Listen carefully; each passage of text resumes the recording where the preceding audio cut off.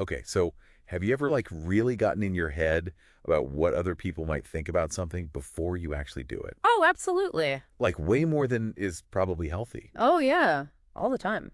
Well, that is exactly what we are talking about in today's deep So dive. this is going to be fun. We're digging into this idea from Beeminder, and actually they have a great blog post about it that we'll link in the show notes. So Awesome post. yeah, go check that out. And it's this idea of what they call user squeaming, Yeah, I love that term. right?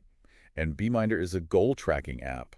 So they're talking about it in the context of like, developing software and making decisions about features and things like that. Right. But honestly, I think this applies to just about everything. Mm-hmm. So like to give you an example, they actually talk about how they had this new feature in the works Mm-hmm. and they were like terrified to release it Oh, I've been there. because they were so worried that people would hate it. Yeah, you kind of go down this rabbit hole of like imagining every single negative reaction. Totally. And that is like the user squirming in a nutshell, right?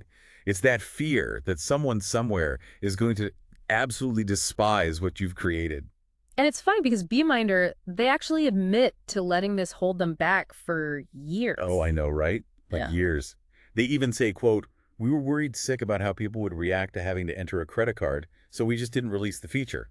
Oh, I mean, can you imagine? It's so relatable though, right? Totally. I've definitely sat on ideas because of that fear. But here's the thing that I find really interesting. They're the first to admit that it was a mistake. Right. And that's what makes their perspective so valuable, I think, because they're willing to be so open about their own struggles with this. Yeah, and it highlights this tendency we all have as designers, as creators, as just humans in general. We overthink things. All the time. We get so caught up in anticipating every possible reaction, both good and bad, Especially the bad. especially the bad, that we lose sight of the bigger picture. Exactly. Like, are we actually solving a problem here? Or are we getting lost in a sea of what The ifs? sea of what ifs. I love that. And that's what we really want to unpack today. Definitely. Let's dive in. And they actually give this really specific example in the post. It's about this dilemma they had, Okay. where they were trying to figure out if users should be able to like hide the source of the data for their goals.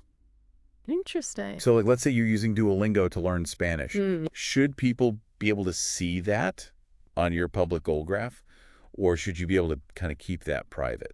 Yeah, that's a tough one. It's like that classic customization versus complexity thing. Exactly. Like on the one hand, you want to give users control over their experience and like how much they share. Right. Make it their own. But then every little option you add just makes the whole thing more complicated. When it's so easy to get, I don't know, like analysis paralysis almost, Oh, totally. with all the what ifs. Yeah. Like what if someone is embarrassed about their learning method or they want to keep it private for whatever reason? Right. And you can just go down that rabbit hole of trying to accommodate every single possibility. But here's what I thought was really smart.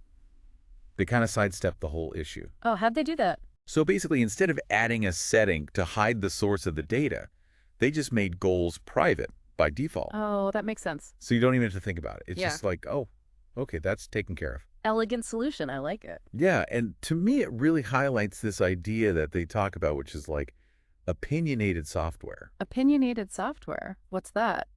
Basically, it's this idea that it's okay for a product to have a strong point of view, Okay.